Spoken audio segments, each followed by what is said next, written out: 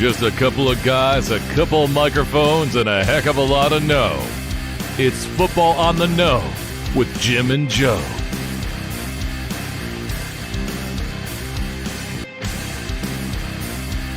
What they say, it's not the X's and the O's, it's the Jimmies and the Joes.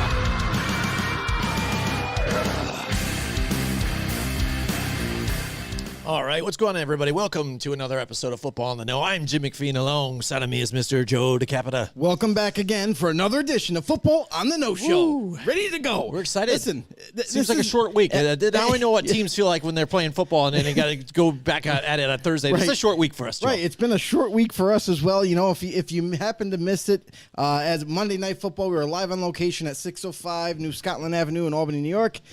Our friends at Restaurant 605, they were truly amazing. The food was out of this world. I mean, me and Jim kind of had a smorgasbord of all kinds of food. They couldn't fit it on the table. They had an issue with that. It was absolutely amazing. I mean, it was a great environment, great time. The staff there was incredible. Absolutely. Can't wait to go back again. Yeah. But, man, Very we excited. had our Monday night game. Now we're on a short week. Boom. We come back Wednesday night. For you guys out there, thanks for anybody that could make it out to support the Restaurant 605 and us as well. We also gave a jersey Yeah, we did the giveaway Saquon out. Barkley jersey. Autographed. What's funny is the one sole Cowboy fan that was in the house ended up winning the thing. But yes. luckily is his girlfriend though was a Giants fan though. So you imagine that though too. How Brownie relationships points. happen. Yeah, even That's a Cowboys brownie fan gets with a Giants fan, and then they make a beautiful relationship, right? So he ended up giving it to her too. So it ended up working out. Listen, if you're It new was to a lot the of fun. show, if you're just joining us right now, you're new to the show, or if you want to help spread the word, would really appreciate it. Help us with the algorithm of YouTube and what have you. Make us grow and more aware. Head over to YouTube, search us up, Football on the Know Show. Hit that subscribe button, hit the notification bell, let you guys know when we go live. And as well, you can follow us on Facebook or anywhere you get your podcasts. That's absolutely anywhere. We are all over the place. By the way, thank you everybody for subscribing to us too at the live show too. Yeah, as it was well. By awesome. the way, that automatically puts you into another drawing. If you guys come out live again, you're subscribed. Just show us you're subscribed, and you win the next jersey next time we're out. But That's right. I'm super excited, Joe. This is a lot of fun. But let's get to just to recap Monday night's game real quick. I know all over the headlines right now, everybody's high on the Cowboys down because They're going to the Super Bowl. They're 2-0 with Cooper Rush at the helm, Joe. So watch the hell You out. can't go back to Dak now. So That's now, it. dude, it's even legit being asked because again they're like, oh, if he he comes back in and he's struggling or he's making mistakes, and what are they going to do with it? Because Jerry Jones has come out too, and he likes what Cooper Rush is doing. Of course. And the offense that they're running. But you know what's funny about it is the offense that they're running right now is more complementary to what really they should be, I think, as a team. Because you've got Zeke, you've got Tony Pollard. Give the ball to Tony. You're starting to hear that now. Spread it out even, both to them. Get the running game going. Stay balanced. It seemed like under Dak Prescott, they would do it a little bit and then go away from it. Almost like what it seemed like the Chiefs do in sorts, where they have a game plan set up on what they want to do or an identity they want to be, and they want to kind of air it out to some of their receivers to like show off CeeDee Lamb.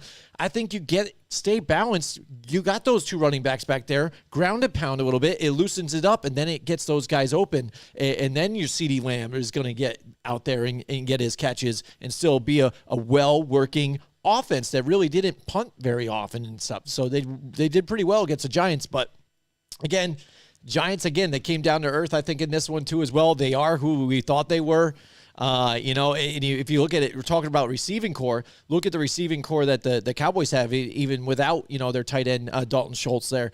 Still, a guy like a CeeDee Lamb, not on the Giants though. A guy who's supposed to be like your Kenny Golladay, dropping passes when he's barely out there, and then guys like David Sills out there trying to make plays, and Ricky James. Yeah, for the Cowboys, I mean, the way their roster is set up, their offense should be about running the football. I mean, when you don't have all of your wide receivers, your starting caliber wide receivers healthy and on the field, it does change the outlook of every game that you're going to be playing on the field. So for the Cowboys, yeah, they should be showing more running plays and kind of manipulating the defense that way and try to suck them in to actually help whoever is at quarterback to alleviate that pressure and allow them to do play action passes off of that to keep that offense going. That's one thing. The other thing, too, is we saw the Cowboys defense kind of do what they had to do in order to keep this team in this game. I mean, because early on it was like kind of back and forth. So it was exchanging field goals left and right, 6-6, before half. And it was like, wow, this could be right down to, it could be a field goal game. All defense and just who ends up with the ball last. Kind of like what we had kind of expected in a sense, being a very tight game. But the offense for the Cowboys, they started to kind of erupt in the second half. You started to see more explosive plays with Tony Pollard being heavily utilized in the passing game and in the run. And he was much more successful than Zeke was with the ball in his hand. So this is something that, Cowboys fans have kind of been paying attention to, and now it's almost like, hey, what have you done for me lately? Tony Pollard is the guy. Tony Pollard is making some big-time plays. You got to give him the ball more often now. Absolutely. We've got Mike Tackett in the house with us tonight. All right, he's here for our hump day. I like it. Here he goes. Happy hump Mike? day. Nothing else I'd rather be doing right now than watching my fellow know-it-alls while sitting out this hurricane. There you go. Yeah, we hope you're safe. We hope you're safe. All right, out there, Mike. I know I have family too, right in the eye of it too as well. So I hope everybody out there is safe and staying dry the best that they can with. Yeah, my brother had to leave the West Coast and head over to the other house on the East Coast for where my parents own, in order to try to stay safe that way because it's brutal down there. Yeah. Like they were talking about something like 170 at max. Mile-an-hour winds, which is insane. You can only imagine that kind of, devastation that it may cause or will cause. So, Mike, we hope that you stay safe down there. And we appreciate you watching and hanging out with us. You can give us a sideline reporting down there of the weather. Yeah, right. Just don't be one of those guys standing actually. Yeah, don't go fighting outside. off the winds, like he's getting blasted in the face. But thanks for joining the show, Mike. Absolutely. See, there's a true diehard know-it-all right there. Hashtag know-it-all. Grinding through the tropical storm, and he's still here watching us. Absolutely. Well, I hope he's going to give his input too about things that are going on too in that Giants game, what he thought. But the Cowboys again, like you just said, run the ball. They do what they had to do. That game was tough to watch at times again because of the lack of offense that it was going in. And there was a lot of games that were like that this week. I mean, it was still better than defense. that. It was better than that Broncos one where it looked like a baseball score. It was terrible and stuff. And but I mean, there's some fans out there that love that type of defensive type of game. I love it. It just it's so close. It's so right down to the wire type of deal. Like that's exciting to me.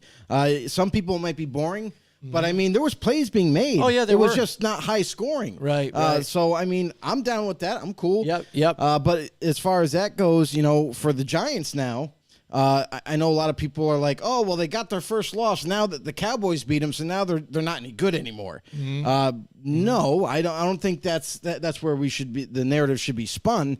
Listen, the Giants just didn't execute on certain plays that they needed to.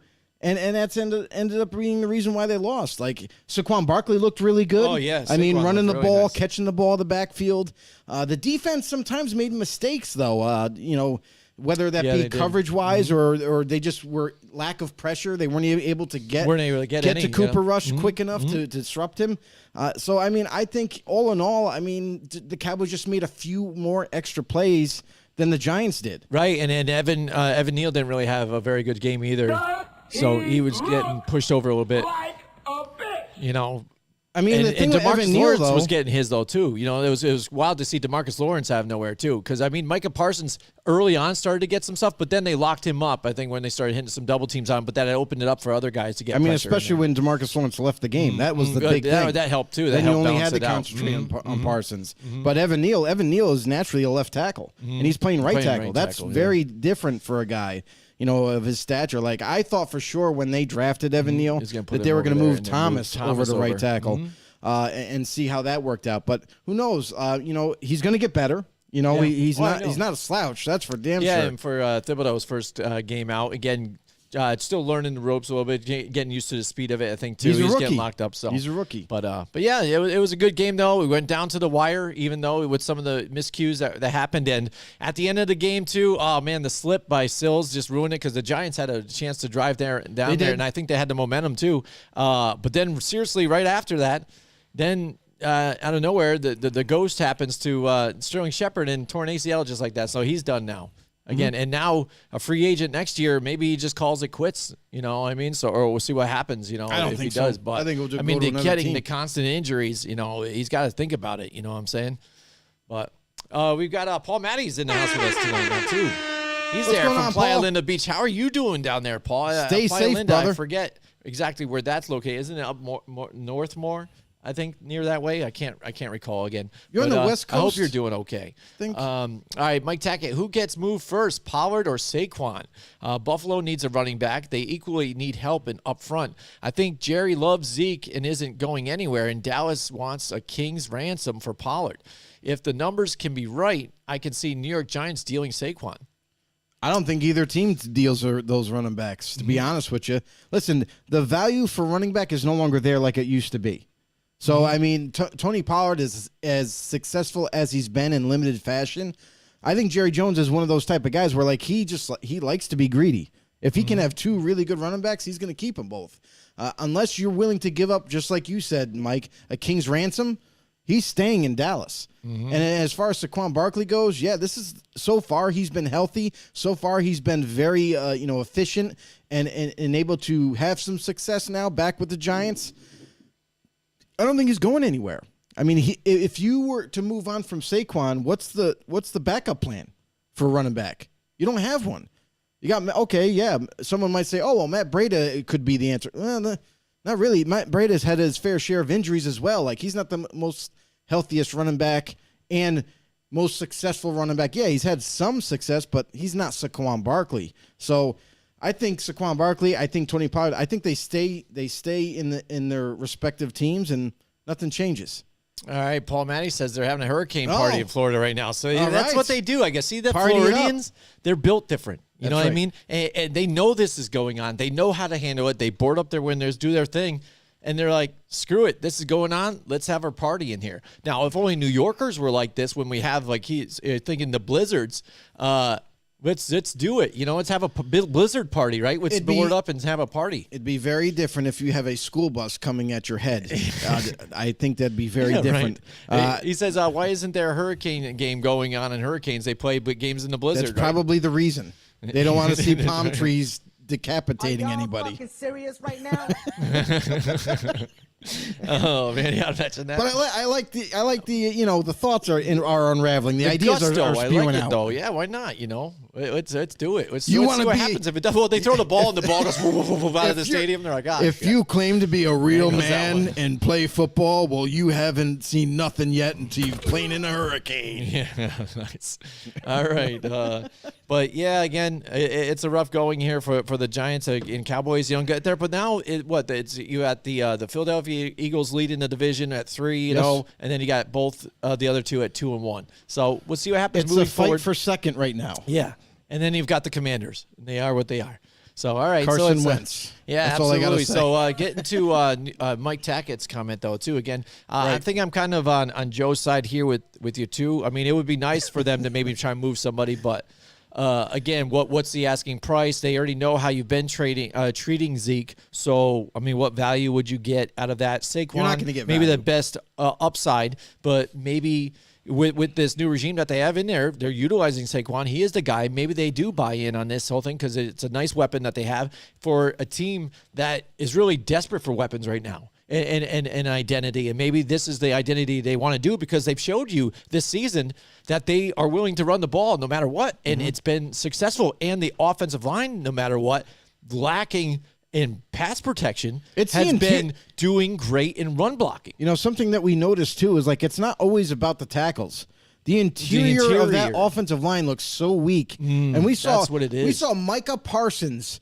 Like, they tried to double team him, and Micah Parsons did a stunt and came inside and literally blew up the guard, like pancaked the guard and ran right through him. And it's like, really, dude? Like, you're twice the size of Micah Parsons, and you literally just got knocked over like you were nothing. Yeah, and that's Paul Matty, we love you too, brother.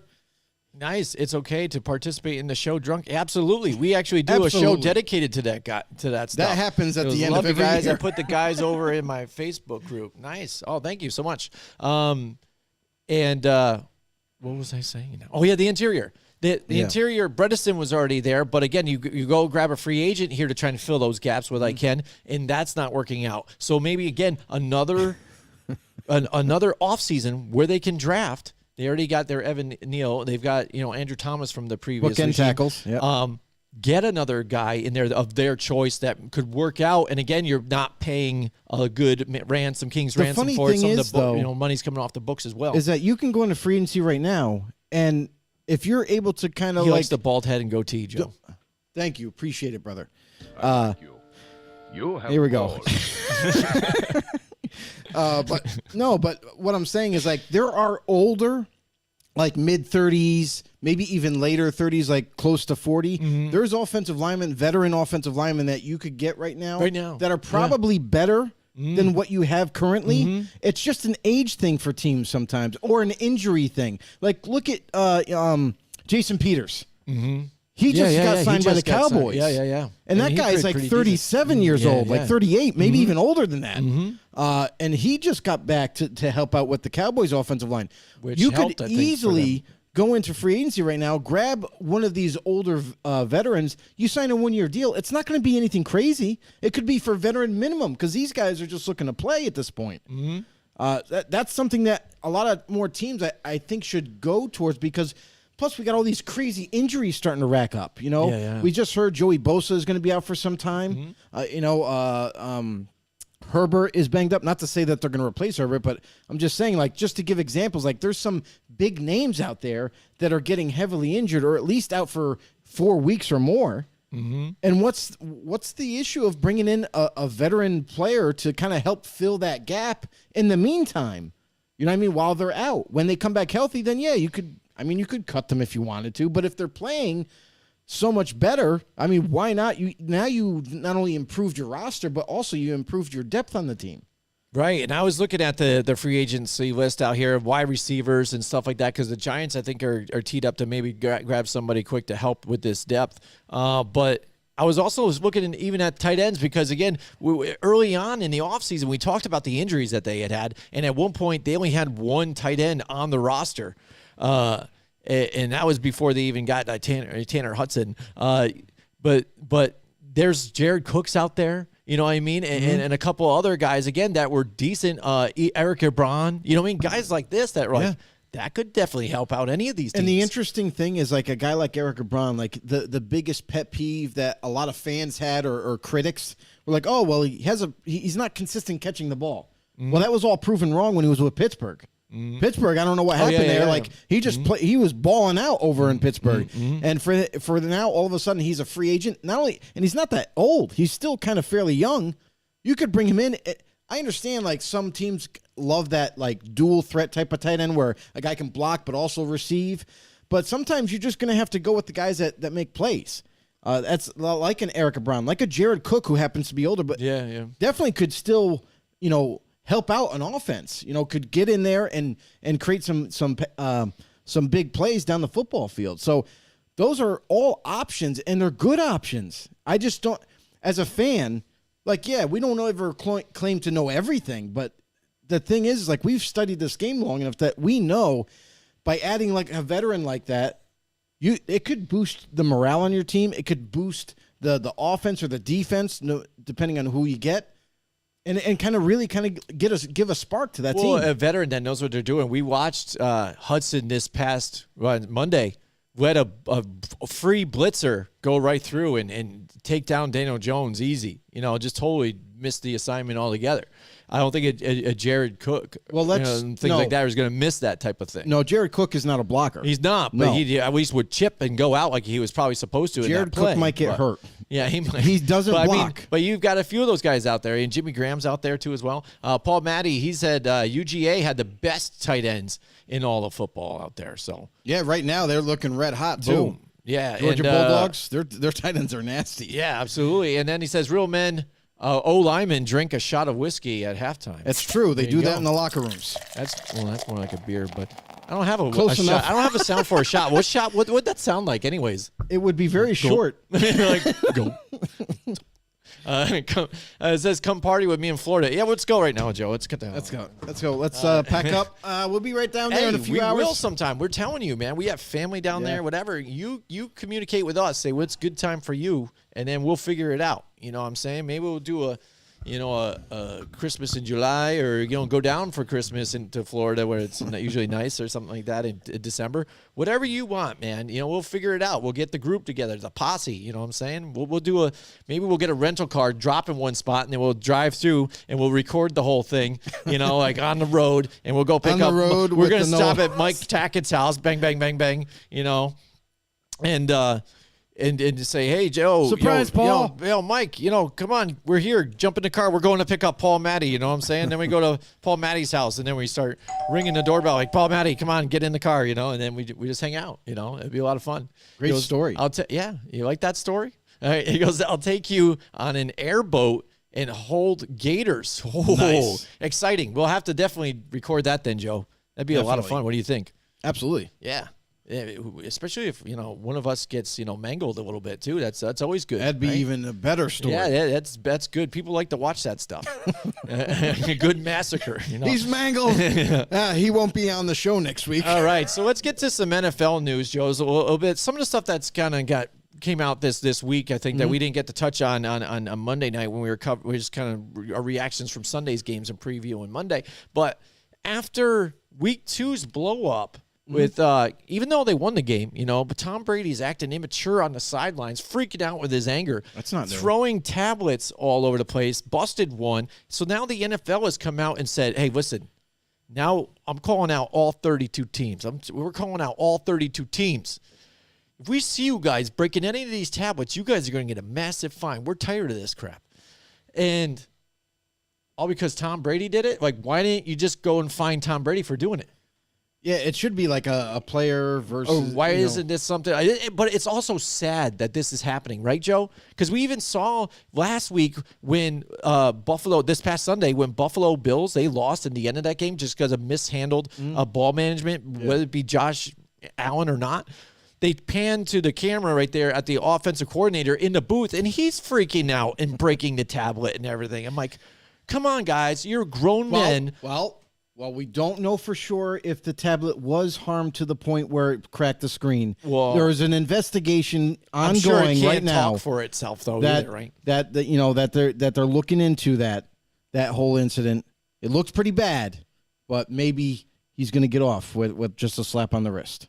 But that's what everybody does. But now from here on, they're going to be like, oh, we got to watch the way you guys, freaking out on the sidelines. Things don't go your way. You can't just toss these expensive Microsoft Surfaces around or whatever. You know what it is? It's not even about the device. Really. It's a PR thing. Because Microsoft, I can guarantee you, called the NFL bitching like, what the fuck are you guys doing? You're throwing our Microsoft products around. You're damaging the products and everything. It doesn't look good. Like now it's basically like, oh, Microsoft is trash. We're going to just treat it like garbage and toss it around and no repercussions are going to be happening. Just because of your name, like a Tom Brady, or if you're in the booth and you're one of the coaches that kind of lose your minds. So it's like, come on. You guys got to do something. So this is the NFL's way of coming down. I hear you there, too. But here's my thing, too, is if it is like a PR move, okay, that's one thing. But also, now it's like, but think about it, like if they damage more products, they have to buy more products from you. You know what I mean? So the profit margin is going to go up. Or even if they don't break. How about they're like, oh, you threw it around so you get fined. But Microsoft Surface, if you throw it around on turf, it does not break. That's so right. It could be a another good Surface. PR move. Absolutely. But no, I mean, honestly, I think it's one of those things where like they're trying to like, because you also got to think of it this way: is like you're on camera, right? And if you show, and this is also the cameraman's fault too, because I know they try to avoid showing people running on the football field or tackling someone, whatever, a referee, a security guard, whatever. They don't want to show violence. They don't want to show inappropriate behavior. So why is the cameraman showing Tom Brady throwing stuff around, acting like a little 5-year-old throwing a temper tantrum? That's what he does, though, and they love it. But that's what I'm saying. Yeah. You shouldn't be showing that then. Because if you're avoiding all these other incidents, you should be avoiding showing a meltdown on the sidelines. That's something for another time. But when you're on live TV, the camera shouldn't be pointed at that. Absolutely. So, I mean, the NFL could also just say, hey, guys, from now on, we're not – if you're the cameraman that is live, you should not be pointed at that. You should be just looking elsewhere. Absolutely. Paul Matty's in the house with us still. He goes Paulie! After taking us to everybody, why isn't there a game during hurricanes, like during blizzards? Did he already ask that? Yes, down he did. here? He goes, sorry for the repeat question. I'm He's wasted. Right? And so he actually typed that out again, or he just copied and pasted it somehow? I don't know. That would have been interesting, right? And then he says Coolio died, dude. What the heck, man? That's messed up, bro. What happened? Dude. Wow. Way to just kill the moment. Can we have a moment of silence? Yeah, let's have a moment of silence for Coolio.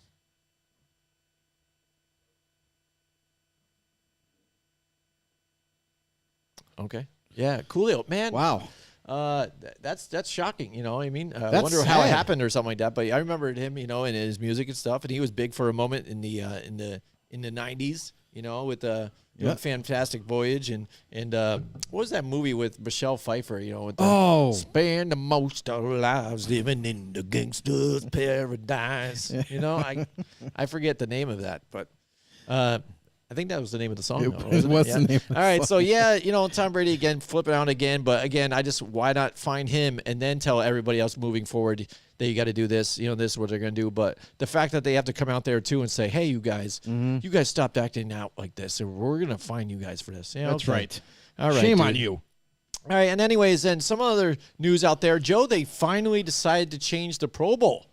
About time. They got rid of the game itself. They must have listened to the show. They must have, because we said we wouldn't talked it about been this. a flag game, and we definitely talked about the flag game. Flag game, and there it is, Joe. The flag game is here now. I wonder if Roger Goodell follows us. More about who knows? He probably does. He probably has an. That's alias. where all the ideas come from. He's probably no Donnie or whoever is out there. You know what I'm undercover. saying? Undercover. One of those guys. You know what I'm saying? Or maybe our one guy on Twitch that's on there. He's on Twitch. But yeah, so now they're focusing more on the skills and everything in competition, stuff like that. Right. So, and now that it's a flag game they're going to be holding now too as well, are we going to see some more of the stars actually play then in this one? I understand that still if they put it, Bill, in front of the Super Bowl, some guys still might want to take the weekend off. But I want to see a skills competition between the two of the best quarterbacks out there doing something, wide receivers running and speed or whatever it ends up being. You know what I'm saying? When you get to see how far they go, accuracy, it's fun sometimes to see a wide receiver do it and stuff, but I really don't care. I want to see the best of the best, like an Olympics of the National Football League. If that means they have to push it to after the Super Bowl, which I think they should now. If there's no point, because they only moved it in front of anyways to try and make sure there wasn't any gap there and that they could fill with football for a weekend and still try and get people focused and watching, and it failed. Why not do it just after anyways, and then give everybody that weekend just to chill and do it after. And then people might show up for this big flag game and stuff. So who knows? I don't think it's a matter of people showing up or not. It's really comes down to if you're voted as a Pro Bowl player, okay, but you're in the Super Bowl, every single player that gets voted to the Pro Bowl ends up opting out because they have to play the most important game of their career the following week. So why would they risk injury right now? Doesn't make any sense. So I mean, that's the thing is they need to they've recognized that by saying, okay, well, now we're going to break it up. We're going to make it a little bit more entertaining now for the Pro Bowl. We're going to do events, just kind of like what a lot of fans have been wanting is to bring back those competitions, those events that they used to have. Best hands of the wide receiver group. Who has the strongest arm contest for quarterbacks? Who's the fastest man, and so on and so forth. You know what I mean? So now that they're finally kind of getting back to that, they're going to have a competitions, contest, which it's all going to be who wants to volunteer for it, though. It's not going to be like, oh, well, you know, we nominate you, we nominate you, we nominate you. You know, it's going to be like who wants to do it type of deal, which is what it should be. If you want to prove yourself that you're the fastest guy, then sign up. You know what I mean? It's not a nomination. But the Pro Bowls should still, since they're switching over to a flag game, I wonder what style they're going to play. Because there's quite a few styles out there. Is it going to be more skill player representation of like a 5-on-5 or a 7-on-7, which is there's no lineman involved really. You know, it's really like just receivers and a quarterback, right? And then defense. Yeah, which I think, that's true. I think if you're going to do a flag game, you kind of got to keep it kind of NFL format, but now like it's 9v9 maybe or something. Or no, you could still do 11-on-11. Yeah, but it would be flag version of 11-on-11. You know what I mean? So there is no tackling. It's just grabbing the flags. And I still think it'll be fun for the players. And I think that's the number one thing. Players don't want to feel like they're playing like, oh man, I could still get hurt out here. Like one wrong move, one wrong hit. You know what I mean? I fall a certain way, I'm injured. Now my vacation's just been canceled because now I got to work on rehab to get ready for next season. So there were some concerns about that style of play. Now that you're making it like more fun, now you're saying, oh, it's flag. So there's no tackling. You know what I mean? Not to say that you can't get injured still. Anybody can pull a muscle or whatever, but it most likely it just won't be that serious or anything. So it allows the players to have a little bit more fun, you know, and that's what the Pro Bowl weekend should be all about. It should be about having fun. Yes, you can compete in different contests, but also we have this flag game that all the Pro Bowl players are going to be involved in, and it's going to be like it's going to be pretty fun. Dreams come true. Yeah. Who knows? Maybe people might actually watch it and get in, and they're not getting hurt. It'll And be now there's a different, though. reason to kind of go and not do like a two-hand or go easy on each other. You know what I mean? They're actually trying to go for the flag still. Or That's whatever been it the might be, biggest so. problem is whenever you watch the Pro Bowl, it's like it's boring because they're not even really They're trying. not trying, just hang out. It's just They're like just hanging out, chilling. lopsided scores and like, whatever. I'll just let them go. Let them get a touchdown. Absolutely. I just want to remind you guys, as you see the sponsor reel down there, we have a bunch of sponsors that we love and that they take care of us too as well. So I'm going to bring up a few of their names. Paul Perry Kitchens, PPK. Right now, you know, if you go to stop by in a normal spot there on Freeman's Bridge Road at 144 Freeman's Bridge Road, they are under construction right now. They are revamping their showroom, and they're going to show you the most elaborate stuff right now. I already know some of the projects that they're going to go in there, so they're revamping it to show you guys some more things that they have to offer. But they also have that second location that does custom closets and glass repair, Joe, and it's at 115 Freeman's Bridge Road. So temporarily, if you need anything from Paul Perry Kitchens, the kitchen stuff and everything else, go right there to 115, and you can get a closet while you're there too as well. Go down and talk to my guys down there. They'll take care of you. But then also still at 144, if you're looking for a nice granite countertop, go check them out there at paulperrykitchens.com and on 144 Freeman's Bridge Road. We have I can't. What? Goss is in the house, everybody. Oh, God's in the house. Here we go. There you go. I got the sound just for him. Players versus fans in the flag game at the Pro Bowl. Yeah, bros versus Joes. He goes, Joe is a flag football legend. And I want to see him one-on-one with Myles Garrett. That'll be the end of my life. But no, I mean... Does he look like a bitch? Players versus fans, that'd be very one-sided. Yeah. It depends how you would do it, too. Because are you just randomly selecting fans? I mean, that's probably how you would have to do it, right? Or are you having people sign up and then they get kind of, you know what I mean? I say maybe do it both, like together. You know how they do like the Pro-Am golf tournaments together? Yeah. Like pair them up. Like you get some Joes mixed with some pros on certain teams. Like you pair up. Who's your favorite guy you want on your team? Like, I love, Tyreek Hill.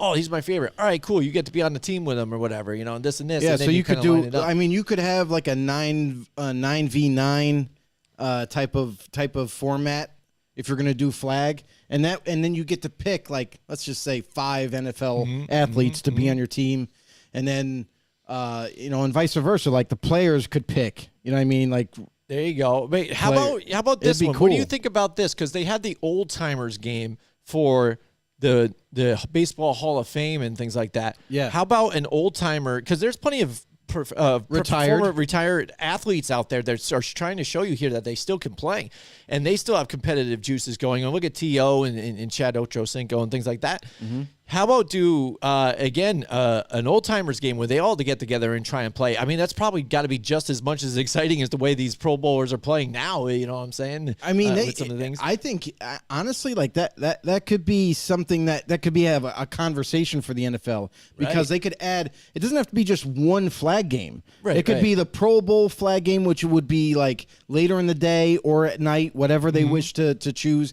But then earlier in the day, you could have a – because all the old guys go to bed Hall at 7:30. Hall of Fame flag game. Yeah. You know what I mean? Where fans, lucky fans, get chosen to play, but also you have two captains, both happen to be fans. Yeah. They get nominated, and then they pick the remaining Hall of Famers that are interested in playing. I'd pick T.O. right away if he was up for, you know what I mean? He'd be a baller. Made the list. But that could be a fun, interesting thing where you involve fans at the same time, where retired or Hall of Fame players get to have some fun too. He's saying, yes, out of the crowd, pick some nerds too. If the nerds, I mean, there's some athletic nerds maybe out there, but there's some of the other ones, they might just get beat to hell. I have a feeling that you might get a lot of people to say, no, I really don't want to. That's what she said. So, I mean, it would have to be like a sign-up. Honestly, you got to be interested in playing. Or, again, get them involved in another big flag game. There's a lot of people that play flag that are really decent athletes, too, and see how well they do versus pros in a flag game. Let's go a little farther than that. Let's have another game. Let's do, you could do cornhole tournament with the players and fans. Yeah. And that would be cool. Everybody could participate in that. Axe throwing. Let's do it. Axe throwing, cornhole. We're going to have it's going to be a tailgate party. Yeah, maybe. That escalated quickly. We got ideas for days, that really NFL. Got out of hand fast. Hit us up. Yeah, I know. We could just run on all together with it. Joe, but I'm super excited about everything that's going in, and I'm really amped up because I got to try the new flavor of the Rays, the what is it, the Blue Shock? Blue Shock, yes, right Blue there. Shock. Blue Shock, it's blue raspberry. It's amazing. It tastes like candy, but again, no dyes, super clear, all the best electrolytes in it too. It's amazing. And right now, you guys can get your own here at repsports.com. Raise Energy at promo code Raise 'em Up.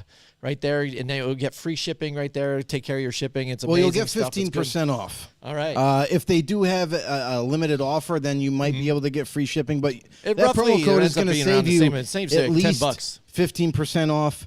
Also, they have all kinds of products that if you're interested, protein powder. They even got protein cakes. They got all kinds of stuff that you can go ahead and shop on for. But yeah, Raise Energy, amazing stuff. You don't get any of the crash like some other energy drinks out there. A lot of amino acids, vitamins, all kinds of stuff. It's great.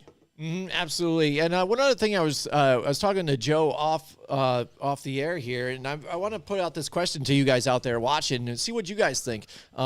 You get to take a look at some of these alt jerseys that are out now. We saw it in the preseason. They're unveiling a bunch of different alt jerseys, and we've seen the Color Rush ones too, and Color Rush is what they are. But some of these alt jerseys that they're doing are really interesting. Some of them, a little confusing too. A lot of them turning to black too, a lot of different black. Not only the jerseys though, but the helmets though, which I kind of like. Even the black helmets, incorporate the black, especially if you have black in your colors normally. Your team colors, yeah. I was looking at it today and I saw the black helmet for the Saints. And it looks cool because even they changed it up because, in your traditional Saints helmet, it's got the gold with the black and white stripes down the middle or whatever. Now they made it like a pixelated, a bunch of dots, down the middle, like gold dots, and then a fully black helmet. And I thought that was really cool. But we've seen a lot of these different alternative jerseys this season coming up, and we're going to see them further on as the season goes on. So I'd throw it out there. What's your guys' favorite alt jersey out there or that you're excited to see? Because this week they even said that I think the Bengals are going to be wearing their black and white, the all whites with the whiteout jerseys with the black stripes and everything, like the white tiger. I think they look sick, man. I can't wait They're to amazing. see them on They're the field, definitely huh? my favorite, alternate uniform for this season, because all the alternate uniforms that you're going to see are going to be Thursday night games. So I went ahead and I looked at all the ones that are coming out. You got the Texans where they got red helmets to go with their logo and stuff. I think that looks pretty neat. It looks cool, but it's almost like reminiscent of the Bills' red helmets. You know what I mean? Right. So I was like, it's cool, but it's like, whatever. But I feel like the Bengals have like the best one so far. White out with the stripes, it looks killer. I just like that look. It just looks amazing. And then there's some other teams out there that are kind of you got the Jets that are going to bring back their black helmets with that metallic or chrome green, like on the face mask, and stuff like that's kind of cool. But it's like black, like that's really not your color. Like, it's usually green and white. Got a thing against that. So I know. But then there's some other teams that are they're playing it safe, really. Like I love what the Saints are doing. Like they're harnessing that because they have black in their uniforms. They're harnessing, so they're like, you know what? We're gonna make our helmet black. We're gonna make it look a little bit different design, and it's gonna really pop. And that also looks crazy good. So there's some teams that are really harnessing that alternate look and saying, you know what? We're gonna think outside the box. We might change our colors up a little bit, change the design a little bit. And it's kind of made it better, I think, for them because they tried the turn back the clock kind of deal. Remember that? The old jerseys? Patriots did that. Which that's fine even with theirs because it's just the Patriot leaning over this or year, whatever and stuff. They're bringing back the old school logo. Well, I know I hear you there, but I'm talking about even like where there was failures with how everybody makes fun of the Jets sporting the Titans jerseys, that ugly greenish the navy blue, blue, like and blue then with the yellow. And then the Killer Bees uniforms for the Bumblebees. The Bumblebees for the Pittsburgh Pittsburgh Bumblebees. Steelers and stuff. Yes. So, I mean, a lot of people make fun of that, and some of the jerseys are just kind of ugly. They're like, these are ugly. But I get it. It's tradition for those franchises, but they are god-awful.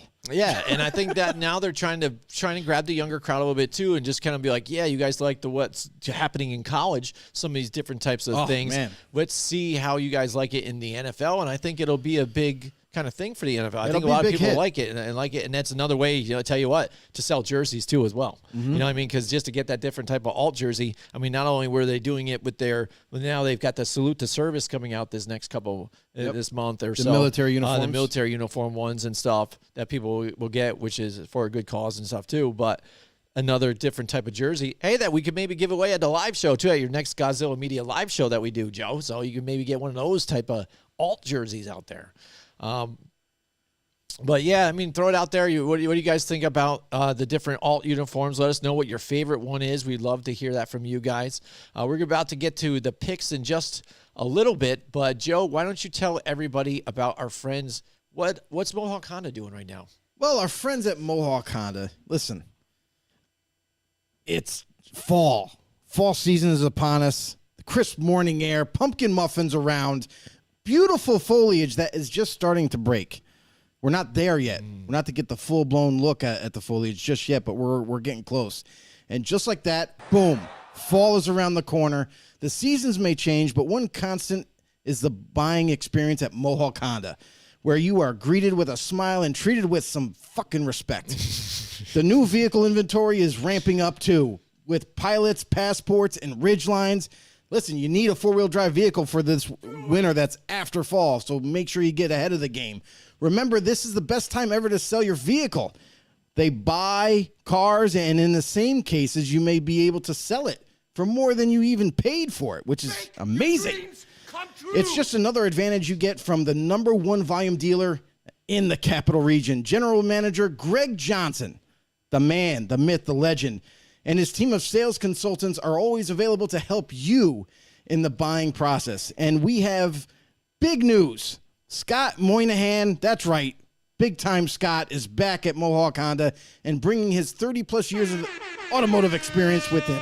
Stop in and welcome Scott back home at Mohawk Honda. Yes, the seasons change, but at Mohawk Honda on Freeman's Bridge Road in Scotia, they always go out of their way to please you. That's right, Joe. You're right. They do. They're very amazing out there. Half the time, all the time. Half the time, all the time. Or all the time, half the time. All the time. Sometimes. All the time. How about that? All the time. All the time. All right, here we go, Joe. It's the picks competition. I'm going to cue up the music. We suck, by the way. We are doing poorly this season is terrible to pick. This season, but we can bounce. It means there's a lot of time to bounce back, Joe. Right now, there is. There's plenty. There's a whole season left. Yes, we have. That's so been far. happening a lot lately. Yes, but that's okay. We're in it right now. Here's our record so far. All right, I only got Joe by a game right now, but it's early on. Let's see what happens here. A lot of stuff. We're still feeling it out. Teams are doing one thing one week, and then the next thing another time. The Jacksonville Jaguars are blowing out the Chargers. I mean, it's all over the place. Just absolute mayhem. I might have to do that whole mass hysteria thing in the beginning of our show again, just because of everything that's going down. Tomorrow night, get to it, Joe. It's a big game. What do we got? Big game, everybody. Miami Dolphins at the Cincinnati Bengals. Bengals. Is this the game where the Bengals are not only home, but can they pull out a win against a fearsome Miami Dolphins team? A team that has surprised the hell out of us early this season, pulling off big-time wins over the Ravens, over the freaking Buffalo Bills that everybody, including us, have been saying, well, this team is a shoo-in for the division. Well, Miami's got something to say about that. Yeah, absolutely. So let's take a look at them. Cincinnati's here at home. They've been kind of, slow sputtering again, but they get the job done last week. Miami's been really motoring hard, but you know what? Also, what helps is that at home in Miami, it's been pretty warm there, and they usually, until this hurricane came up, we're having some crazy weather here that I think played to their advantage. It's how they help beat these northeastern teams like the Patriots and the Buffalo Bills too as well. They got a different breed here, Cincinnati Bengals. They have to go all the way into their house now, so I think it's going to be a little different of a story. It's going to be cool to see the kind of matchup. I know they're going to kind of paint it this way on television. You're going to have Joe Burrow and Jamar Chase versus, Tua, and he's going to say Tyreek Hill. Ooh, the cheetah. Here you go. Let's see who's going to get the ball. So it's going to be a tight game. Miami's been doing well, but I think they're due for a loss, just to say that, because again, I think Cincinnati, they've been kind of sputtering, but they're just starting to try and catch ground. I think doing it at home here will be good for them, and to catch Miami, that's kind of buzzing right now. They're feeling good. They might get kind of caught surprised in this type of a trap game, whether you could call it that or not. I'm going to go with the Cincinnati Bengals at home on this one. All right, yeah, and the whites. With the whites, like they got the home crowd going. They got They got their alternate unis, and that's the thing but I just don't know what to expect from this Bengals team. They've been a huge disappointment. It seems like they're still having issues with the offensive line, despite upgrading it on all these up in front of Joe Burrow. But the thing too is they've also been hit with the injury bug already at that position. So. Are they going to be able to hold off the defense of the Dolphins, which has been playing amazing right now? I mean, they've been locked down so far. And then the Bengals, it looks like they might be missing a guy by the name of DJ Reader, their best D lineman right now at D tackle. He doesn't look like he's on pace to play, but things could change really quickly. I know it's still kind of early in the week, being Wednesday, midweek. Wait and see what happens with the injury report as of Friday to see what his designation is. But other than that, I mean, the Dolphins, too, it looks like Teron Armstead hasn't practiced Monday, Tuesday, or Wednesday even as of today. So you got to monitor that to see if he can get back into practice and at least be ready for the game. Other than that, they're a pretty healthy team coming into Cincinnati. Tua sounds like, even though there was kind of concerns about him possibly missing this week because it is a short week with back and ankle issues, it seems like he's practice limited the last 2 days, Tuesday and today. So it looks like he's on track to maybe even playing this week on a short week. I think that what I'm going to say is I like Miami to keep this thing going. I think they go into Cincinnati, and I think this is going to be a very good game, back and forth the whole way. And in the end, the team with the football last is going to end up conquering. So I got the Dolphins in this one. I tried to find what Mike Tackett, if you could find it, what his picks are. If he's out there too, he can drop your picks. Anybody else too, if you're here watching with us here, feel free to comment down there. We love the comments. Even if you want to talk about something else that's going on, let us know. It's up in there. And pick along with us. Let's have some fun with this. So you're going with the Miami Dolphins on this one? Yes, sir. All right, here we go. Next up, we've got the Minnesota Vikings and the New Orleans Saints. New Orleans, they shocked me in here because I thought one strength they might have in this past game, was the defense. And they gave up way too many points here and a lot of just mistakes, over pursuing that gave up a big touchdown. What the hell's going on? And then Minnesota in a drag-out game and they barely pulled out that one right in the end. That was a scary one, too, as well. Against that Detroit Lions team that's really pushing hard this season. They're a whole different franchise out here, a whole different squad. They're feeling this, and they've got a lot of momentum going into this season here. But Minnesota, shaky. So is New Orleans. New Orleans at home, though, too. Can Jameis Winston not turn the ball over here, and can this offense get some stuff here going too? Kirk Cousins, since week 1, has been terrible too. A lot of people are trying to paint the Minnesota Vikings as one of those teams that might make that surge and take the division and far in the playoffs. I think even somebody, was it Michael Irvin, had said somebody, like Kirk Cousins was going to be the league MVP this year. Yeah, you're a little off on that one right now, buddy. But a tough game in New Orleans. I got to give it to them at home, though. New Orleans gets it done. Yeah, that's the thing is the Saints have been up and down so far. It's early in the year, but they have been up and down, and they're dealing with some injuries. You got to wonder how much Jameis Winston's injuries are affecting him as of late. He has back and ankle injuries. Did not practice today, most likely because they're trying to rest him up for this game, but it is right around the corner tomorrow. So if he didn't practice today, that's really concerning for the Saints, because who are you going to give the ball to then? Michael Thomas also didn't practice today. Another guy, Andrews Pete, their starting guard, he didn't practice, but he's in concussion protocol. So that might mean that he also might be unavailable because it is a short week. It's tomorrow. So it kind of questions me, like when you have a guy like Michael Thomas and your quarterback and also one of your offensive linemen, doesn't look like they're going to be playing tomorrow. They're not, because they're playing on Sunday. They're playing. Oh, sorry, I'm still thinking of Thursday night. I know. But excited. They still got a couple days to figure some things out. But right now, it doesn't look like they're on track to even play. So that's got to be concerning. But you got to watch for Friday to see what the designation is. But Minnesota, Kirk Cousins had a really bad week one time. But other than that, like week 1, he looked pretty good. Justin Jefferson ate big time.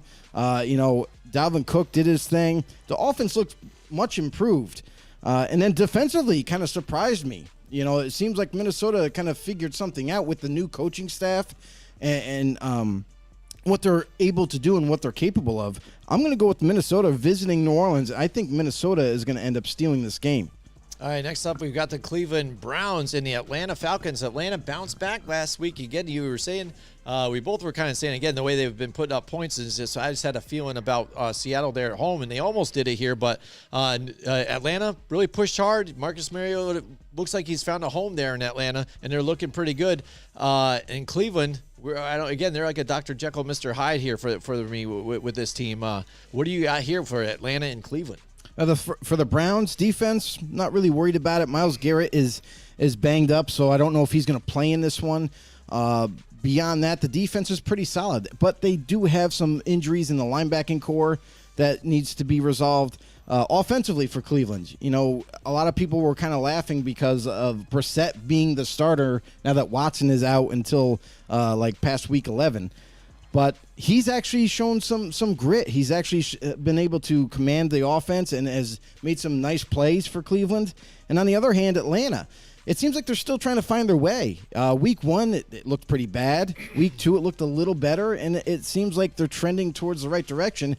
Marcus Mariota, now a starter yet again, but with some young talent around him. Kyle Pitts and Drake London paving the way for this offense. And defensively, I will say that I'm really surprised on Atlanta's defense and how well they've been able to play as well. So with this game here, it's kind of like, one of those pick'em games where it could go either way. I'm going to go with the home team, though. I'm going to go with Atlanta. All right, here he goes, going with the Atlanta Falcons here. It is going to be tough here. I think Atlanta's got their deal, but I still like Cleveland. And their rushing attack, too, as well, against this Atlanta defense. I'm going to go with Cleveland on this one. All right, next we've got the Washington Commanders against the Dallas Cowboys. And I'm sure everybody's salivating to watch this one right now. This heated rivalry between the Commanders and the Cowboys. But Cowboys are riding high. Everybody's on them right now. It's Cooper Rush. He's 2-0 right now for them. They're trying to steer the ship while Dak is out. They got things cooking there on the defensive line, so it's looking good for them now.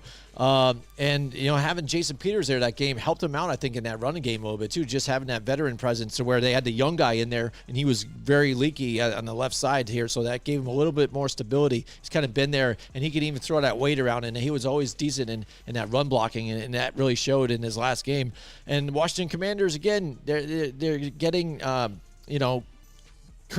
Carson Wentz rushed, and he's making mistakes again too as well. And they're still trying to find themselves right now. They're in a really discombobulated type of feel for me. I'm not sure exactly what their identity is here with all these guys. So I think Dallas being at home too, they're high off their energy. I'm going to go with the Dallas Cowboys in this one. And what's interesting about this matchup is Washington has a really stout D-line.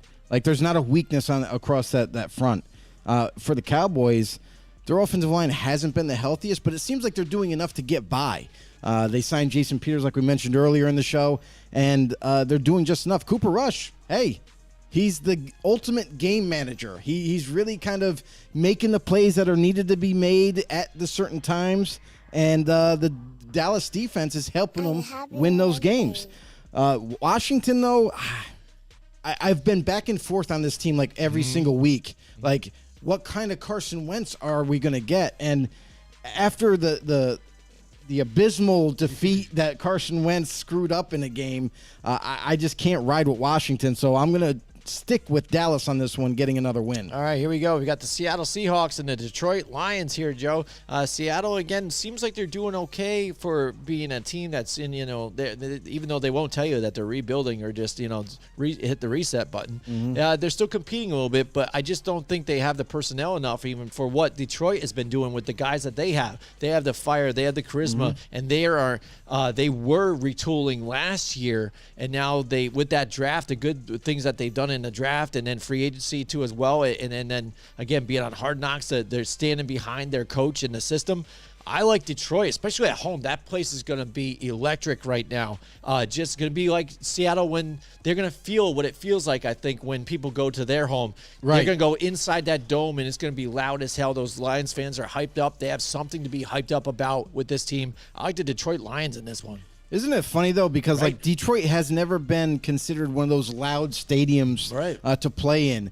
And now that they're kind of starting to fill those seats, it's so much louder. Those Detroit fans are so passionate about their football team, and rightfully so. I mean, they got like the perfect coach in Dan Campbell to lead this team, and they're playing with his style of play. Very physical, in your face, intense. And they play to the very end of the game. So Seattle's going to have this is going to be a true test for Seattle and where they're going to be headed this season, because this is like a crossroads. We've seen Seattle struggle. We've seen week one them kind of play pretty solid football.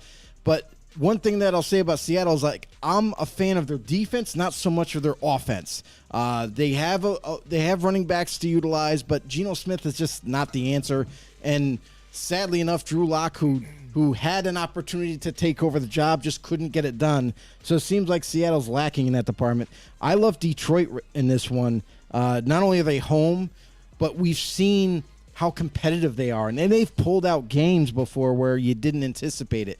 This team is on the rise. And now we've got the Tennessee Titans who pulled out a victory there, and the Indianapolis Colts again who end up getting a victory last week. So here we go. These guys are on the win column now here, at least, but now they have to face each other. So now another one of these teams here needs to suffer a loss here. So Indianapolis, again, are they coming back now? I mean, they barely came back in that game, were able to get something to pull off that victory, and Tennessee just really got it done and capitalized on mistakes by your Vegas Raiders, though, too. So who do you like in this one, Joe, in this knockout dragout game?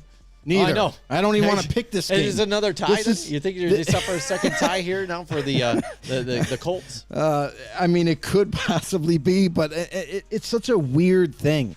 So far this season, every team has been unpredictable. You're not really sure what team is going to climb to the top, what team is letting you down. This is a game where hopefully this kind of cracks open the door to success for one of these teams. Tennessee, they won last week. They got something going, but now they're visiting Indy, their rival. The Colts got to get something together. You know what I mean? They got to put something together. Matt Ryan and that offense got to put points on the board. Their defense has to wake up and start getting after these offenses. I'm just going to kind of pick with the homer here. I'm going to go with the Colts at home just because they're home. Really, right? It's a very, very simple decision for me. Right, and for me it is, again, I'm kind of looking at this as maybe this is a slow start with this coaching staff and maybe even just with the weapon that they have, here, or the, lack their weapons at wide receiver right now, and with Matt Ryan at the helm, still trying to feel each other out here, get it going. And Tennessee, I still feel they're on the downward turn here. And Indianapolis, I think, just has it. They just haven't got it going yet. So I got a feeling at home that maybe they can do it here. But it would be cool if you like the defensive game. I want to see these guys. I want to see the run game going on, both of these guys. I want to see these two running backs really just ground and pound and see who comes out victorious after this one. But I like the Indianapolis Colts, too, as well. All right, next up, we got the Chicago Bears. And the Chicago Bears. New York, there you go. It's Chicago-style pizza versus New York-style pizza. Which one you like? You know what I'm saying?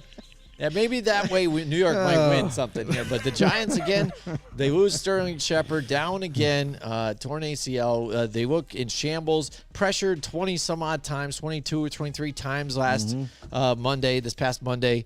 Offensive line not looking very good, but still Saquon Barkley able to run really well, too. Again, trying to stay balanced. Daniel Jones' ability to run, too, as well. His decisions just have to happen faster. He needs to quantify. He needs to figure out when he's going to take off a lot sooner. If it's not open, I understand you want to keep looking and try and do that, and that's something you were taught even too. Like, don't give up on plays down the field, keep it going. But you got to have a clock in your head. But you got to say 1-2 cover. He ain't getting open. I'm going. I got the space right in front of me, and you're just yelling at the screens. And you run, and then when he does, he's just like a prancing gazelle finally, and this kind of looks awkward a little bit too, even though he does have some legs, but by the time he takes off, he's already a little too late. And then his decision making of whether to throw it or not, and still look, then he's holding on to it too long to where he's throwing those awkward balls when he's getting hit, to where it led to, in that final drive too, that intentional grounding where he kind of tossed in the air as he's getting sacked, and getting hit while he's throwing it out of bounds too, which could turn into a fumble or something else like that, to where you get those bonehead moves by him.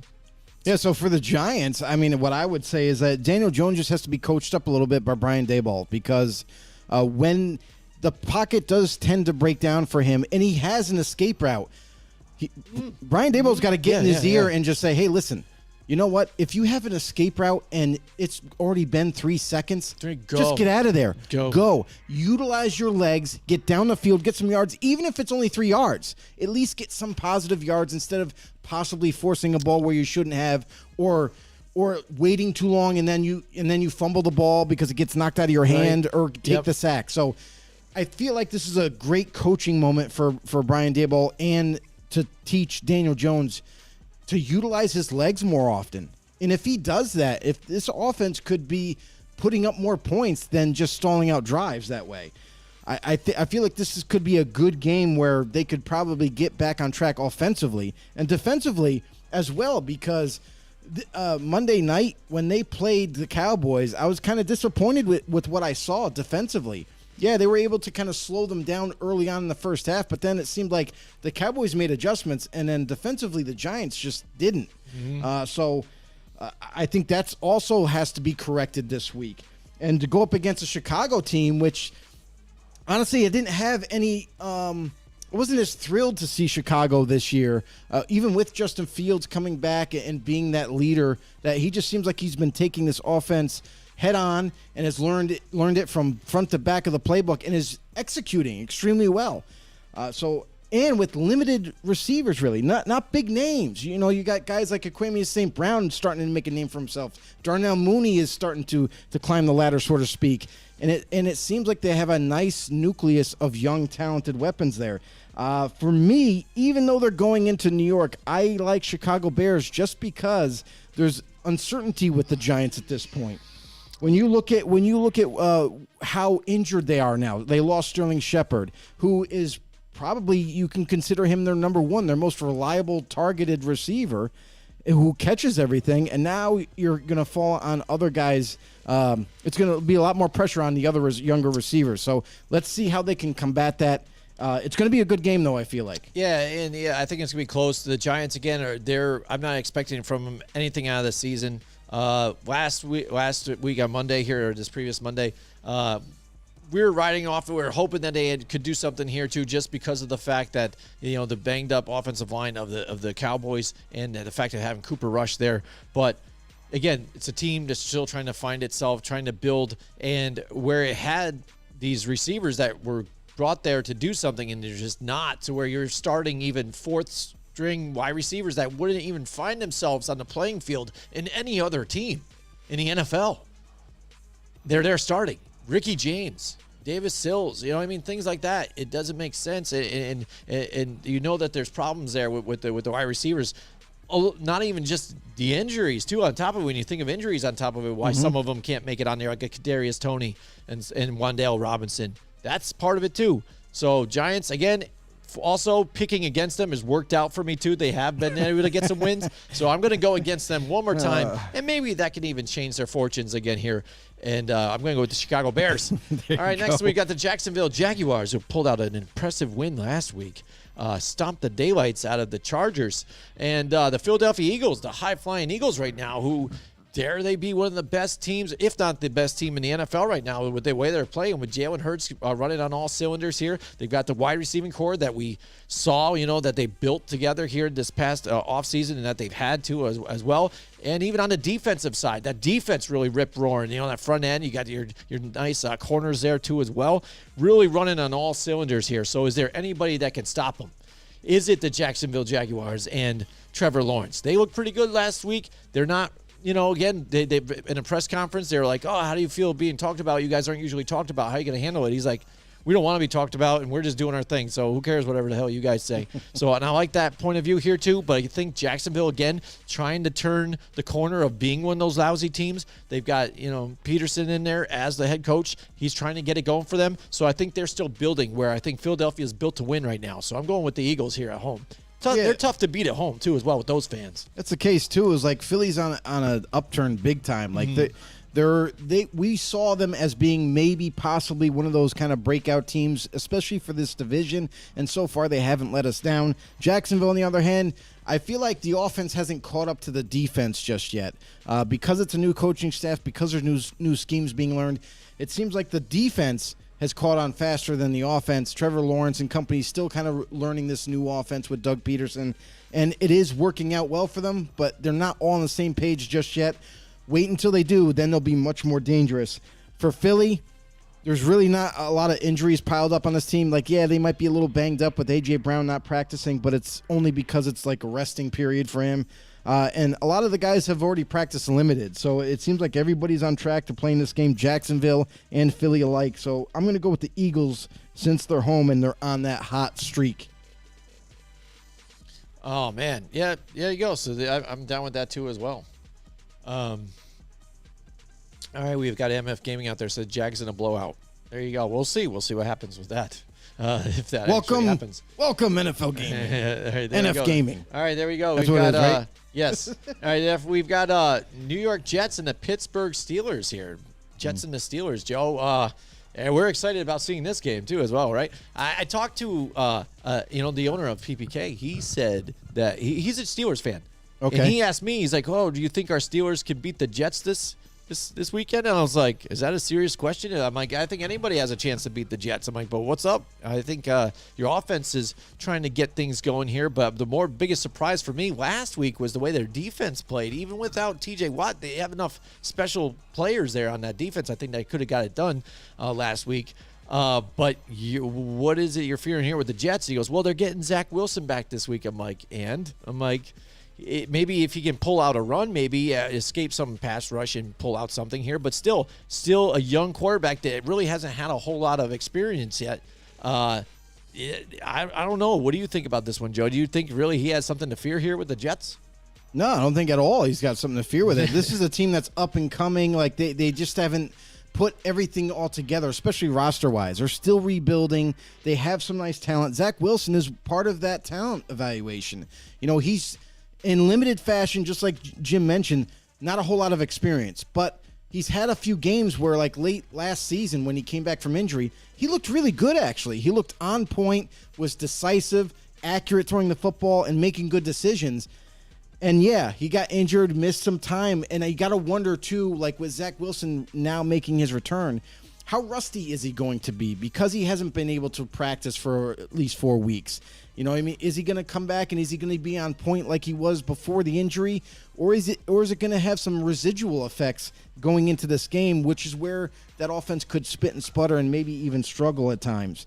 I like Zach Wilson going forward. I just think that this game is tough to come back on because you have a Steeler team that is hungry to try to keep winning. And Mitch Trubisky, he's another one. We had high hopes for in Pittsburgh, but he's been struggling as well. So, when it all comes down to it, both defenses for teams could make a huge impact, but also offensively, it's going to be up to the quarterbacks in this one. How well does one play over the other? My money is on Pittsburgh because Mitch has been there longer. So I'm going to go with the Steelers against the Jets. Yeah, absolutely. I got the Pittsburgh Steelers too as well. But it's only because Zach Wilson, we're just not sure. Yeah, we're not sure even how he's going to react. Looks like Garrett Wilson's really starting to pull, out as they're definitely their guy. He's the real thing here. But again, yeah, they're just trying to grow here, I think, with him. So next we've got the Baltimore Ravens and the Buffalo Bills here, Joe. Ravens, again, look like they're doing pretty well, playing in a tough game there in Foxborough against the Patriots. But sadly, too, for the Patriots, man, how about Mac Jones going down with that injury, man? The ankle right at the last play of the game, man. But Baltimore getting done. They're riding high. They're looking pretty good here. But Buffalo reeling from that loss. But really in that game, too, I think it was the endurance battle is what really got him in that game. Miami did play hard, and that defense started to work well, but the Buffalo Bills were dropping like flies in that game. They were constantly on electrolytes, stopping, trying to get to drinks and fluids and get going. So they were losing guys by the minute and just couldn't get it done here. And they had moments where they could have scored a bunch of different times, and just turnovers too is what killed them. I think they kind of right the ship here against the Baltimore Ravens, and the Ravens kind of come back down to earth a little bit here. We've got Stephen Bagucki in the house with us tonight. Hey, Steve, welcome. Welcome. He goes, yeah, I haven't seen him in He's a while. a Jets fan, everybody. Yeah, come on, Joe. Jets. What do you got? Let's go. He goes, Bill's going to win too. He's got the Bills too as well. Yeah, Buffalo is back. Wagons. The carriages. The wagons. What do they call them up here? The horse-driven But Buffalo things. Bills are back in their natural habitat, back up north, right? Back up north. Yeah, that's right. Yeah, let's get back up here. Bill's going to play against Baltimore, but this is not a walk in the park for either team. The Ravens got beat. They're looking to come back strong. The Buffalo Bills, they're on the same kind of plane. And both teams, they're playing for their divisions, playing to stay in the division or to win it at the very end. This is a very big game for both teams. Lamar Jackson looking amazing actually right now, throwing the ball, running the ball, and then defensively, this Ravens team, like we did expect this season, bounced back and is playing really tough and tenacious defense. Buffalo, on the other hand, they're coming in limping a little bit. They lost Micah Hyde. They lost their safety for the year. He is done. So that is a big loss for the back end of this defense. And they also lost their young corner in Benford, who they had starting. Oh, he was doing pretty well. And he's going to miss some significant time.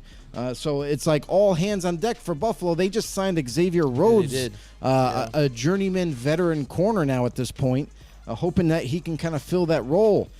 And they're still waiting on Tre'Davious White to return. So with some of these injuries that are happening for Buffalo, not to say this is going to be a walk in the park for either team, but I'm going to go with Baltimore being home and a lot healthier at this point. All right, here we go. Next, we got the Los Angeles Chargers and the Houston Texans. This is the week that the Texans are going to get their win, Joe. What do you think at home?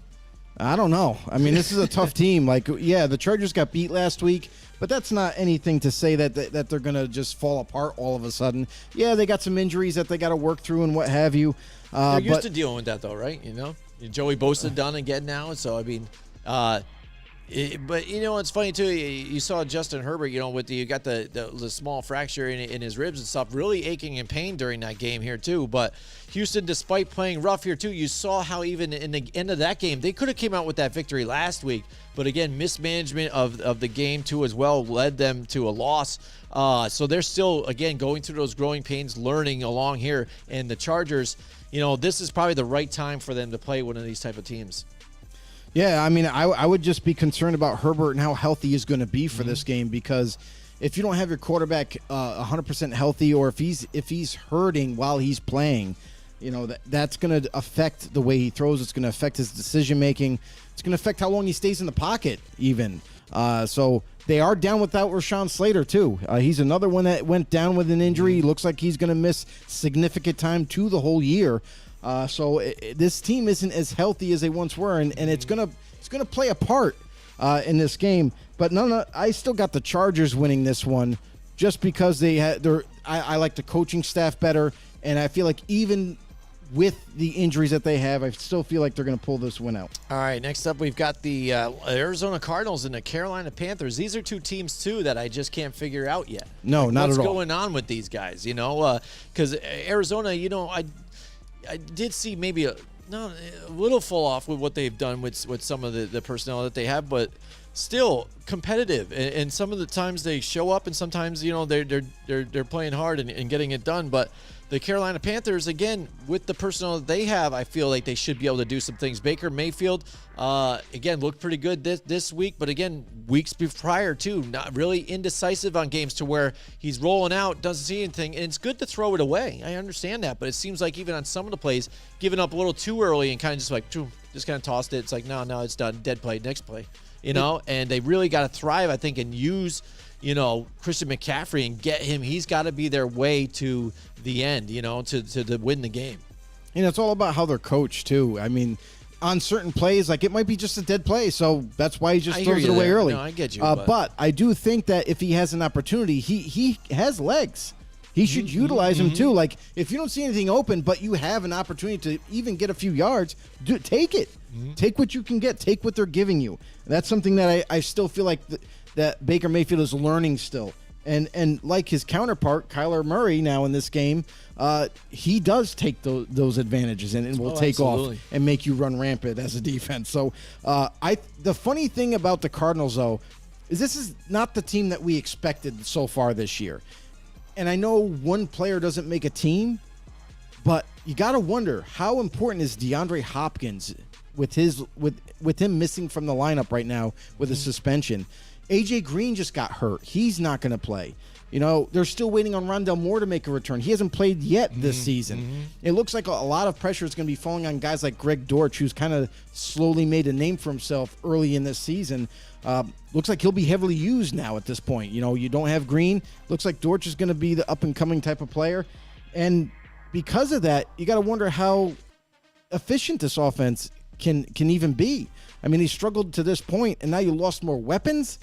Doesn't really, you know, spell success for them offensively. But Carolina, I feel like they're the more complete team. They just haven't figured it all out just yet. Matt Rule, everyone's coming down on Matt Rule as the head coach, saying, "Oh, what's going on in Carolina? Like that, what are you doing? You got to make things happen."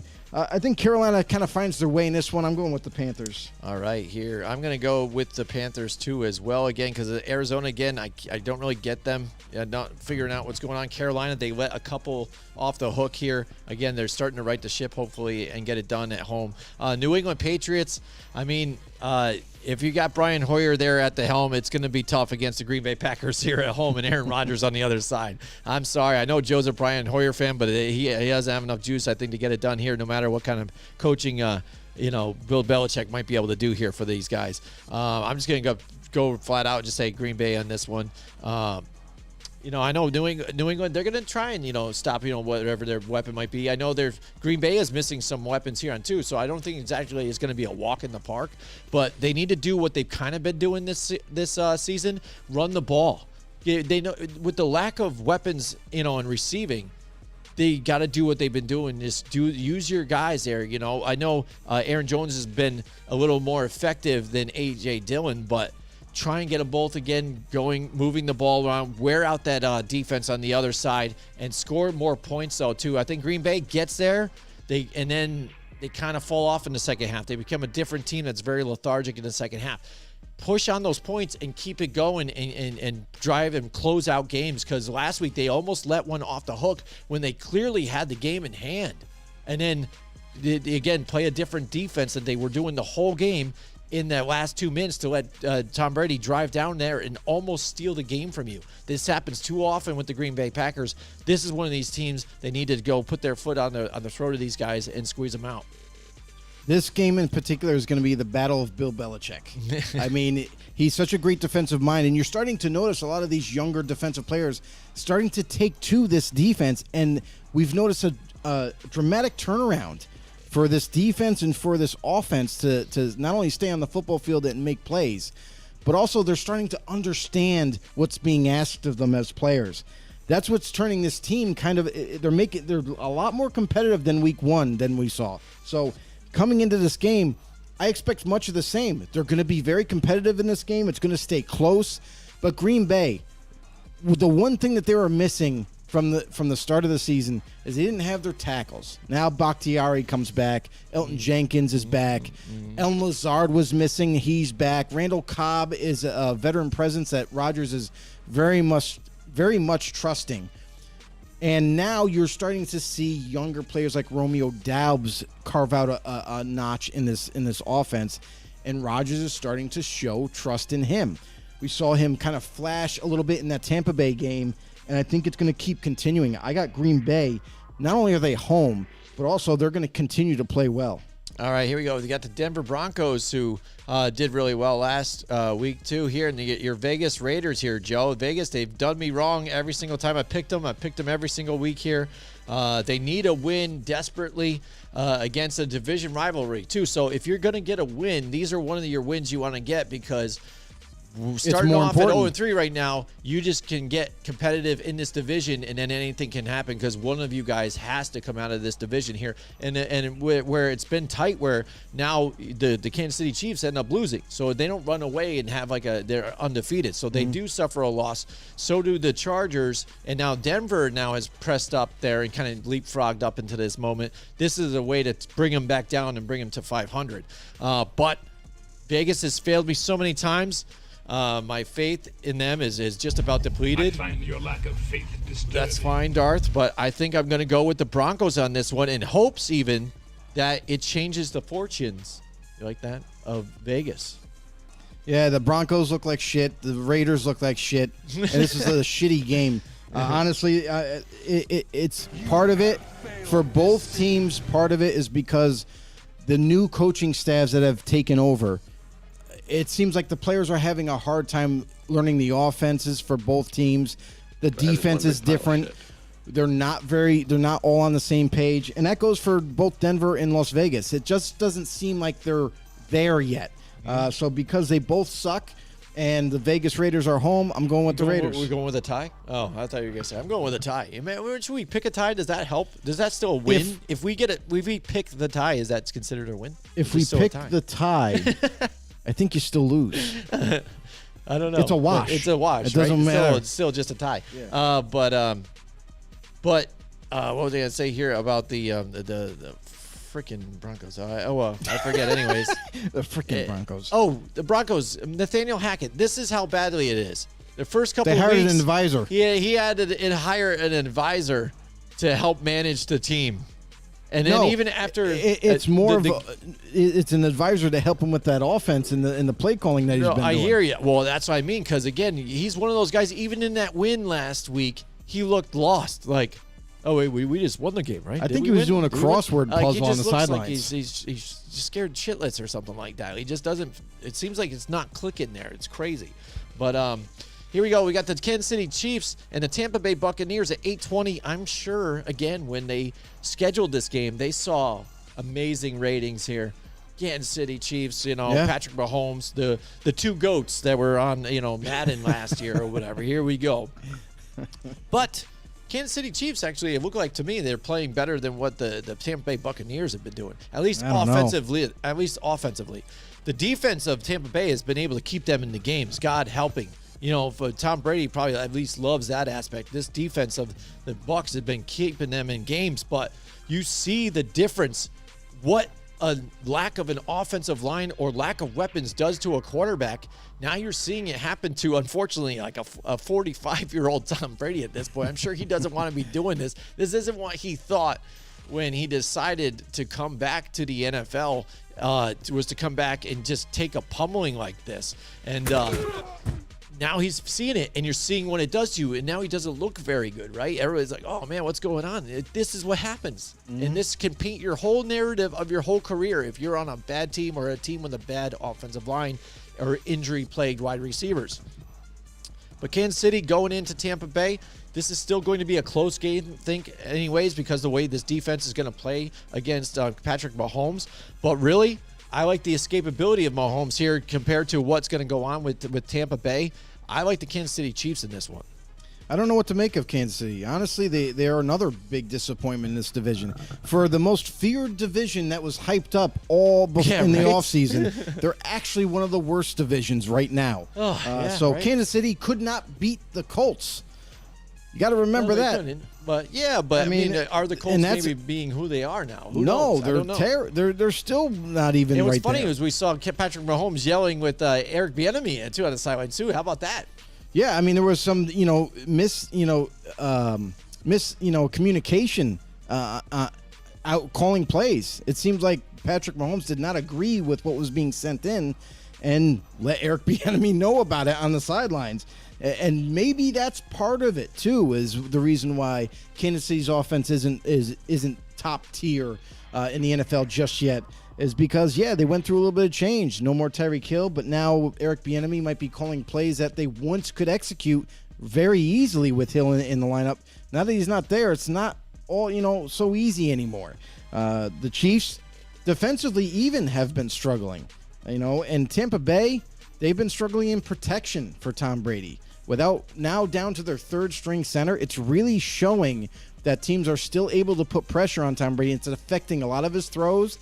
It's affecting his decision making. And that offense is not putting up big time points. And also, you could point your finger and say, hey, but wait a second. They didn't have Mike Evans last week. And they don't have their full, receiving core. Chris Godwin's not there and what have you. You could make excuses, sure. But Tom Brady has been able to win with non-name receivers. Look at Russell Gage and how many mistakes he had last week. Dropping the football, dropping a touchdown. And then for him to come back and actually make it a game and caught the touchdown. There's a lot of ups and downs with this team, more offensively than defensively, but they're home, and because it could go either way, I'm going with Tampa Bay. Ooh, spicy. I like it. All right, next up now, finally here for Monday night, October 3rd, we've got the Los Angeles Rams and the San Francisco 49ers. Again, I think at this point, too, people were looking to see, hopefully, Trey Lance, and the Rams, the Super Bowl champions, coming in here. But right now, we saw last week debacle with the 49ers here playing decent defensively here, a really tight game. But then Jimmy G stepping out of the end zone, making bonehead mistakes here, too, as well. Yeah. But he's getting mad, I think, with the offense and what play calling it might have been called in there, too, as well, swearing off camera, here and there with people. And them not looking very good last week. The Rams, they pulled out a win, but again, it was really close, and try to do it a different way a little bit, getting Cooper Kupp more involved in some of those jet sweeps and getting a rushing touchdown for once here too. But again, It seems like everything's got to revolve around Cooper Kupp here for them. And that's kind of scary for a team that has these weapons on here, coming back as a champion. That defense seems like it's a shell of its former self. This is going to be a closer game, I think, again, just because it's rivals, the way it always goes here, and then the talent, the way they've been playing, though. But I don't know, man. Unfortunately, I mean, I think I called the Rams early on in this season, what they've been able to do. But I don't know. I might lead towards San Francisco here at home, but I don't know. It's a tough one, Joe. What do you think? Yeah, I mean, the 49ers and the Rams, this is like one of those great, like you look forward to these games as a rival fan. You know what I mean? You're like, oh, this is going to be amazing. It's going to be a fight. It's going to be a boxing match, really. It's going to be a very physical game. I feel like it's going to be low scoring, like most rivalry games are. I know a lot of people want to paint the picture like, oh, it's going to be crazy points. But, like, both teams know each other so well. You know what I mean? The defenses are on point. Their offense, not so on point for either team. And we still have yet to see that former status of the LA Rams Super Bowl championship, form. So I wonder about this game. In San Fran, going to be interesting. I'm going with the Rams. All right. Yeah, I mean, as you're talking about it and thinking about it, I'm like, you know what? Despite it all, I wasn't even planning to have Jimmy G in the spot here, but even with the way they were kind of disgusted, I don't know if it was with even the team altogether, the way they played, just not playing well last week. And the Rams, I think, just personnel-wise, should be better, and I'm picked them early on in the season. I'm just going to ride high with the Rams here, I guess, just to help out with that. And that's it. There you go. There's our picks for this coming week. It hasn't been going well for us so far. There you go. Let's take a look at our picks competition here right now. But you know what? It's a competition between you and I, though, Joe. I mean, so many times after the ends of this seasons, we've been doing well, better than a lot of these analysts that are out there. But you know what? If we just one up one of each other here and one of us has to drink, that's going to be entertaining for everybody out there. And it's going to be a big, fun show. It always is. Absolutely. So let's get it on. It's tight right now. We know it's going to go down the wire too, just like last year. So let's see. Let's see if we can turn our fortunes this week here, Joe. Definitely. Hey, thanks everybody for the support. If you did come out and help support us Monday Night Football, we were live on location at 605 New Scotland Avenue in Albany, New York. That's right. Restaurant 605. Amazing place. It was our first time there, actually. Shout out to Gabe. The food was amazing, too. Gabe, the food was amazing. I mean, if you're looking for a cool new spot to go to that you want to watch some football games or some sports venues, that's the place to be. Great food.